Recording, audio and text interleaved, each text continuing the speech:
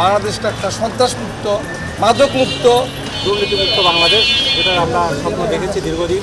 দ্রব্যমূল্য নিয়ন্ত্রণযুক্ত, টেন্ডারবাজি, চাঁদাবাজি এগুলো মুক্ত থাকলে আমরা মোটামুটি হ্যাপি। সাধারণ মানুষের আমার প্রথম চাওয়াটা থাকবে দুর্নীতিমুক্ত বাংলাদেশ, যেটা আমরা স্বপ্ন দেখেছি দীর্ঘদিন, সেটা যেন হয়। শিক্ষাক্ষেত্রে বরাদ্দটা বাড়ানো হোক, যেন শিক্ষার গুণগত মানটা বৃদ্ধি পায়, এটা প্রথম চাওয়া। আর দ্বিতীয় চাওয়া, স্বাস্থ্যখাতে আমাদের যেন পরনির্ভরশীল হতে না হয়, স্বাস্থ্যখাতটা আমাদের উন্নতি দরকার।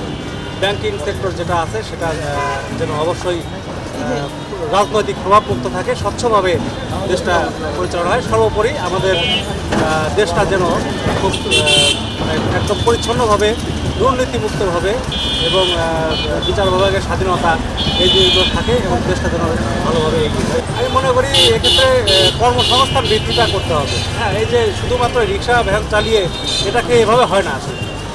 আমার মনে হয় আরও শিল্পায়ন দরকার।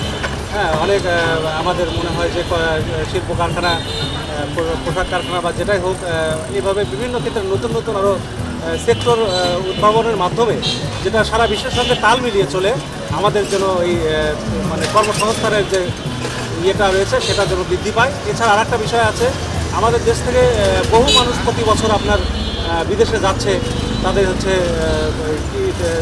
শ্রমিক হিসেবে। এক্ষেত্রে আমরা যেন দক্ষ শ্রমিকটা বাড়াতে পারি। আমাদের কথা হচ্ছে যেন অদক্ষ শ্রমিক যে 2 টাকা নিয়ে আসবে দরকার নেই, 2 টাকা নিয়ে আসা হচ্ছে যেন দক্ষ শ্রমিক 10 জনের জায়গায় 5 জন যাক, দক্ষ হিসেবে যাক, যেন রেমিটেন্সের পরিমাণটা বেশি আসে। আমরা বগুড়াবাসী প্রথমেই ধন্য আজকে যে প্রধানমন্ত্রী হচ্ছে সে বগুড়ার কৃতি সন্তান। এই জন্য আমরা বগুড়াবাসী ধন্য। নতুন প্রজন্ম চায় আগামী দিন বাংলাদেশটা একটা সন্ত্রাসমুক্ত, মাদকমুক্ত, দুর্নীতিমুক্ত আমরা দেশ চাই।